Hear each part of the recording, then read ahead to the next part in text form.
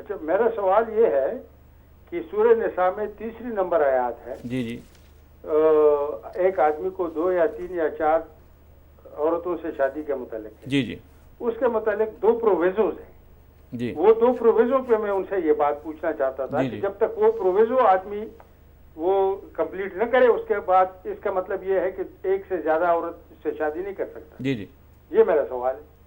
تعدد ازواج کے بارے میں پوچھ رہے ہیں جناب. پہلے تو یہ میں عرض کر دوں جی کہ یہ جو قرآن کی جس آیت کا انہوں نے حوالہ دیا ہے وہ اصل میں کوئی تعدد ازواج کا قانون بیان کرنے کے لیے نازل ہی نہیں ہوئی. صحیح بات جو اس معاملے میں عام طور پر تو لوگ کہتے ہیں اسلام نے 4 شادیوں کی اجازت دی ہے. یہ بالکل ایسے لگتا ہے کہ جیسے اسلام سے پہلے ایک سے زیادہ شادی کرنے پر پابندی تھی، اسلام نے آ کے اجازت دے دی. لوگ اس سے پہلے بھی ایک سے زیادہ شادیاں کرتے تھے، 2 2 4 4 5 5 10 10 شادیاں کرتے تھے. تو اسلام نے اس کو موضوع نہیں بنایا، یعنی اس کو گویا تمدن پر چھوڑ دیا. حالات کے لحاظ سے لوگ اپنے اوپر خود پابندی عائد کر لیں، نظم ریاست کوئی پابندی عائد کر دے، جائز ہے، کوئی حرج کی بات نہیں. لیکن اللہ تعالیٰ نے اس معاملے میں 2 چیزوں کی طرف توجہ دلائی، اور اس کا موقع بھی اس لیے پیدا ہو گیا کہ جنگ احد کے بعد بہت سے لوگ شہید ہو گئے، ان کی بیوائیں موجود تھیں.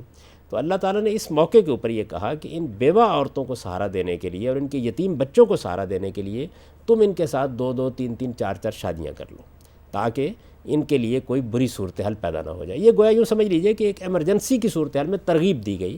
رواج پہلے سے موجود تھا تو اس ضمن میں یہ آئی ہے. اس میں البتہ چونکہ اللہ تعالیٰ نے 2 2 3 3 4 4 کے الفاظ استعمال کیے تو رسالت میں آپ صلی اللہ علیہ وسلم نے لوگوں سے کہا کہ بھئی اب اس سے زیادہ نہیں شادی کرنی چاہیے. دوسری بات جو اس میں کہہ دی گئی وہ یہ کہہ دی گئی کہ اگر آپ انصاف نہیں کر سکتے تو پھر آج راہ کرم یہ نیکی بھی نہ کریں. اس کی وجہ یہ ہے کہ بے انصافی تو دین میں ایک بڑا جرم ہے، کسی حال میں بھی اس کو گوارا نہیں کیا جا سکتا.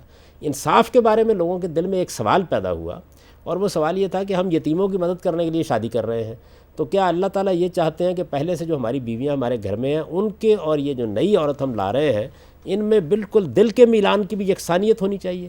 اس کا جواب اللہ تعالیٰ نے آگے اسی سورہ نساء میں یہ دے دیا کہ یہ مقصود نہیں ہے. ظاہر ہے دل کا میلان تو یکساں نہیں ہو سکتا، لیکن معاملات کے حد تک عدل سے کام لینا چاہیے. تو یہ بات ہے. تو یہ اصولی طور پر پہلے تو یہ سمجھ لینا چاہیے کہ اسلام نے تعدد ازواج پر پابندی نہیں لگائی، صحیح تعبیر یہ ہے. اور یہ 2 چیزیں اس کے بارے میں ہدایت کے طور پر کہہ دی ہیں. اگر ریاست یا معاشرہ کسی وقت کوئی اور پابندی لگانا چاہے تو اس کا دروازہ بند نہیں ہے، لگا سکتا ہے.